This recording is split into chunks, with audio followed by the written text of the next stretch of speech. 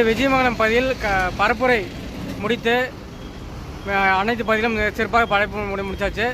காலையில் நம்மளுக்கு கீழ்பவானி காங்கிரட்லேருந்து பாசன பாதுகாப்பு சங்கத்திலேருந்து ஃபோன் பண்ணி நம்மகிட்ட சொல்லியிருந்தாங்க, அண்ணன் நாளைக்கு சீமான் அண்ணா பெருந்துரை வராரு, இது மாதிரி திமுக காங்கிரட்டை கொண்டு கீழ்பவானி காங்கிரட்டை போகணும், விவசாயிகளோட வாழ்க்கையை முடிக்க பார்த்தாங்க, போராட்டம் முடிய அதை நிறுத்தணும், அடுத்து அதிமுக நம்பினா அவங்க புனரமைக்கப்படும் அப்படிங்கிற ஒரு வார்த்தையை பயன்படுத்துகிறாங்க.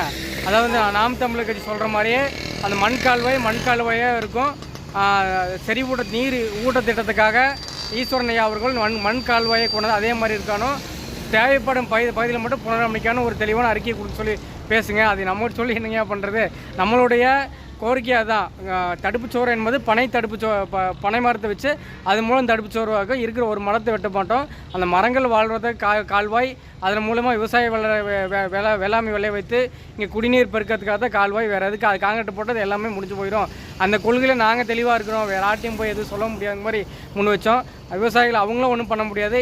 இந்த ஆட்சியாளர்கள் நம்பினா இப்படி தான், திமுக நம்பினா அதிமுக அப்படி பண்ணுறது, அதிமுக நம்பினா திமுக அப்படி பண்ணுறது. இதெல்லாம் மாற்றன்னா விவசாயம் காக்கப்படனா, பல்லுயிர் பெருக்கணுக்கனா, இங்கே மரம் செடி கொடி நம்மளை காப்பாற்றக்கூடிய மரம் செடி நல்லா இருக்குன்னா ஒரே பாதுகாப்பு நாம் தமிழர் கட்சி மட்டும்தான். தயவு செஞ்சு வாக்களித்த மக்களை வெளில வைங்க, இல்லைன்னா குடிக்க தண்ணி இல்லாமல் திங்க சோறு இல்லாமல் விவசாயிகள் அழிஞ்சு காணாமல் போயிடுவாங்க. பார்த்துக்க, நாளைக்கு அண்ணா வரார், சந்திப்போம்.